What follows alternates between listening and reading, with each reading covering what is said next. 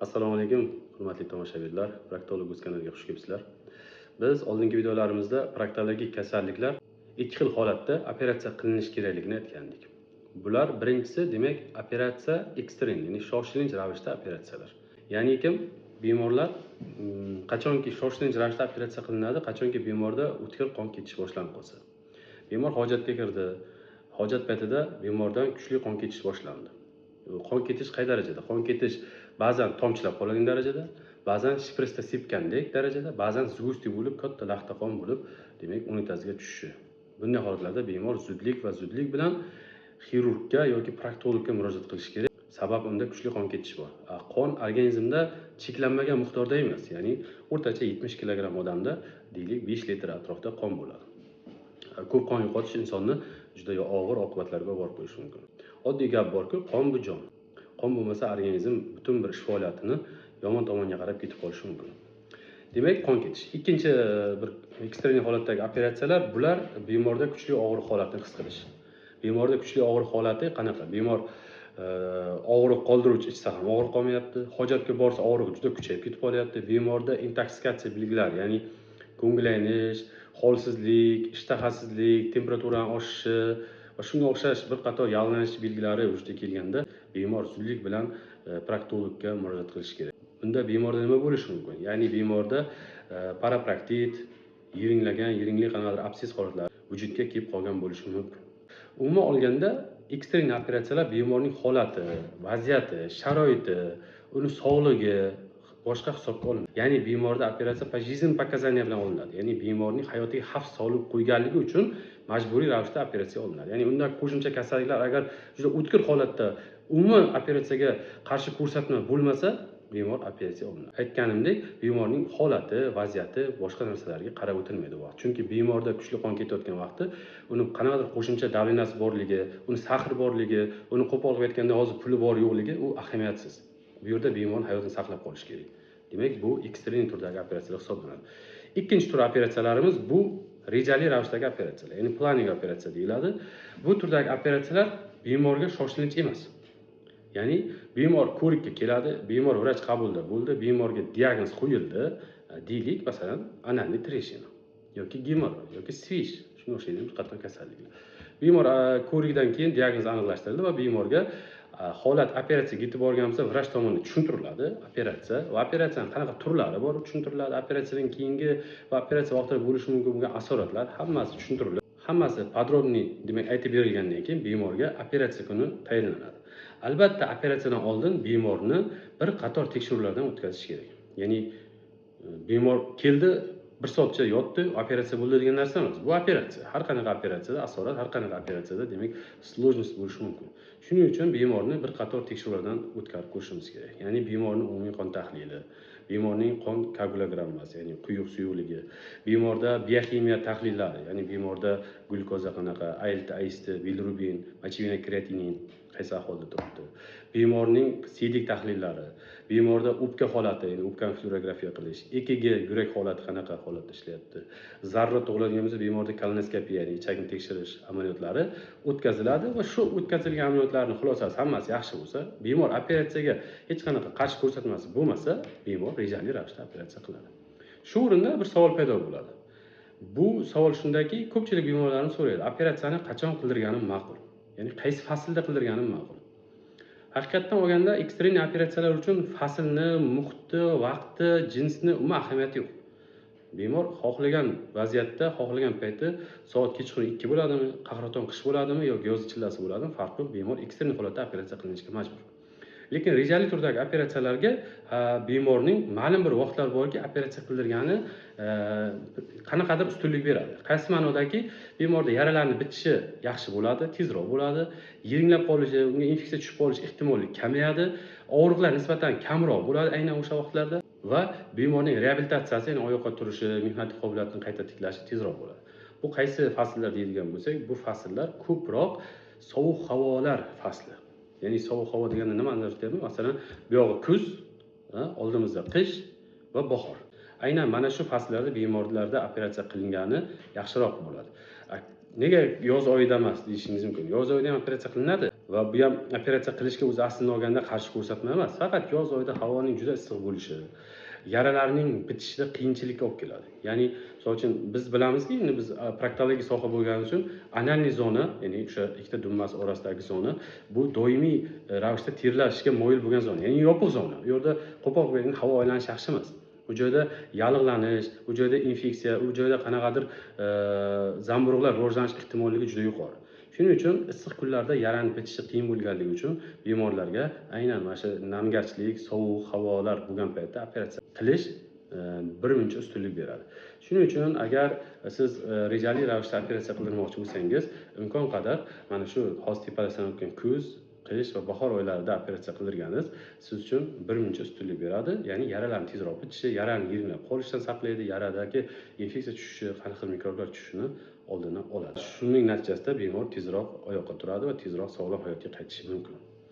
O'rtoqlar, yana bir savolga javob berib ketmoqchiman. Biz bir nechta videolarimizda treshina haqida gapirdik va treshinani davolashning yangicha usuli haqida ham gapirdik. Ya'ni maz nifedipin 0% maz haqida gapirdik. Bu videolarimiz ancha odamlar tomonidan ko'rildi. Juda ko'p odamlar murojaat qildi, telefon orqali, Telegram, WhatsApp, umuman ijtimoiy tarmoqlar orqali oldimizga nechta bemor kelib ko'rinib shu maslahatni olib ketdi va ko'pchilikni so'rayotgan bir savol borki, mazga garantiya bormi? Maz qanchalik menga ta'sir qiladi? Mazdan men butkul tuzalib keta olamanmi degan juda ko'p savollar berishdi. Men shu kamera orqali hammaning murojaatiga shu video orqali murojaat qilmoqchiman. Hozir tepada sanab o'tilgan savollarga bir qator javob berib o'tmoqchiman. Ya'ni birinchisi, maz menga qanchalik ta'sir qiladi degan savol. O'rtoqlar, sizga maz qanchalik ta'sir qilmasligini men ko'rmasdan turib ayta olmayman. Ya'ni siz osmotrga kelib, vrach qabulda bo'lib, vrachning ko'rigidan o'tib, sizda haqiqatan anal treshina borligi va sizda anal treshina spazm bilan ketayotganligini vrach aytgandan so'ng, siz mazni olib ishlatsangiz, bu mazga garantiya beriladi. Bu mazga garantiya beriladi. Bu o'sha biz aytgan nifedipin 0% maz. Yana qaytaraman. Agar sizda anal treshina bo'lib, anal treshina spazm bilan kelayotgan bo'lsa va mana shu holatda siz maz ishlatsangiz, bu maz siz uchun effektivlik va garantiya kafolati beriladi. Agar sizda boshqa turdagi kasallik bo'lsa, deylik gemoroy, deylik svish, deylik kriptit, deylik papillit, deylik boshqa parapraktit va shunga o'xshagan bir qator proktologik kasalliklar bo'ladigan bo'lsa, bu mazni olib ishlatganingiz sizga unchalik yordam bermaydi. Gemoroyga nisbatan aytishim mumkin, yordam beradi, lekin 100% garantiya bera olmayman. Lekin gemoroydan boshqa, treshina va gemoroydan boshqa kasalliklarda bu mazni absolyut aytaman foydasi yo'q. Foydasi yo'q. Bu maz faqat treshina uchun 100% ishlaydi, gemoroy uchun 50-50 ishlaydi deylik, mana oddiy tushuntirish uchun. Demak, birinchi savolga javob shuki, menga maz ta'sir qiladimi degan savolga men bilmayman deb javob beraman. Nega? Chunki siz meni qabulimda bo'lganingiz yo'q. Men sizda haqiqatan treshina bor yo'qligini bilishim kerak. Endi ko'rib, haqiqatan sizda treshina bor ekan. O'rtoq, do'stim, akam, ukam, opam, singlim. Treshina bor ekan. Treshinangiz spazm bilan kelgan ekan, surunkali yoki o'tkir holatda ekan. Siz bu mazdan foydalansangiz sizga effekt beradi deb ayta olaman. Yoki ba'zi hollarda treshina bo'ladi va surunkali formada bo'ladi. Masalan, 10 yillik, 5 yillik treshina bor. Unda bu mazni olib ishlatganingizda foyda yo'q.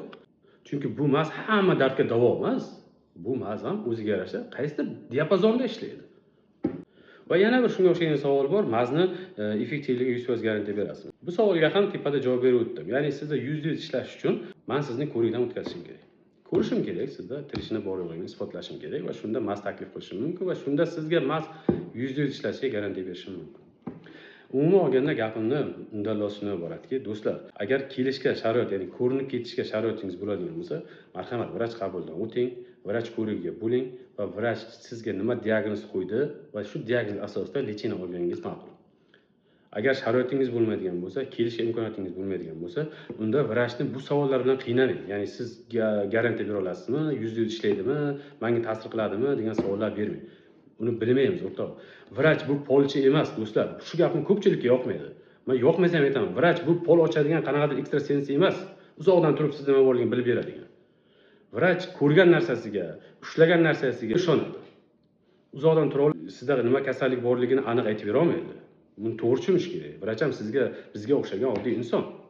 Bu faqat ko'rik, ilmiy tahlil, tekshiruv natijasida aniq bo'ladiki, sizda nima kasallik bor, shuning hisobiga mana shunaqa lecheniyalar olasiz va shuning natijasida anaqa effekt olishingiz mumkin deb aytishingiz mumkin. Ko'rmasdan turib sizga bir aniq gap ayta olmaymiz. Siz ko'rmasdan mazni olmoqchimisiz? Marhamat, Men ogohlantiryapman yana. Sizda trishina bo'lsa va sizda spazm bilan trishina kelayotgan bo'lsa, og'riq kuchli bo'ladigan bo'lsa, mazni olib ishlating. Maz effektivligi bor. Lekin boshqa kasallikda bu mazda aloqasi yo'q, do'stlar. Yana bir ko'p beriladigan savollardan biri, nimaga shuncha proktolog bor, bu mazni sizdan boshqa vrach bilmaydimi deb so'rashibdi. Juda ajoyib savol, to'g'risi. Bu masalan men nimadir bilganim va ko'pchilik vrachlar buni bilmaydi degani bu mazda yo'q degani emas. Ya'ni bu mazni Bobur o'ylab chiqdi, o'ylab topdi degani emas. Bir kashfiyot qilganim yo'q. Yo qo'pol qilib aytganda, Amerikani boshqatdan kashf qilganim yo'q, velosipedni boshqatdan yaratganim yo'q.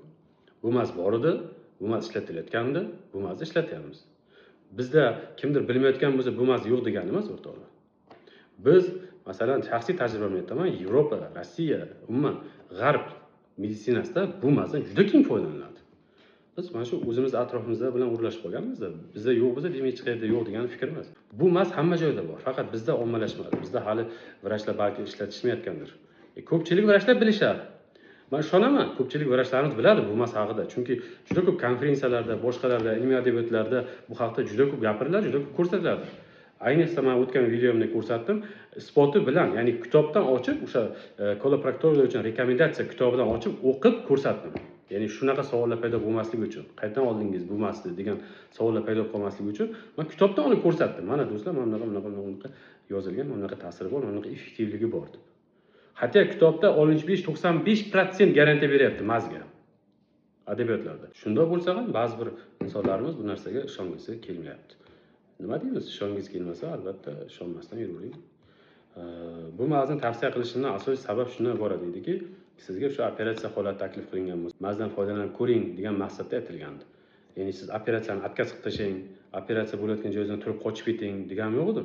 Shunchaki agar hali reja qilib operatsiya qildirmoqchi bo'lgan bo'lsangiz, mazdan bir qator foydalanib ko'rsangiz, balki operatsiyaga ham muhtojlik yo'qdir degan maqsadda tavsiya sifatida aytilgandi.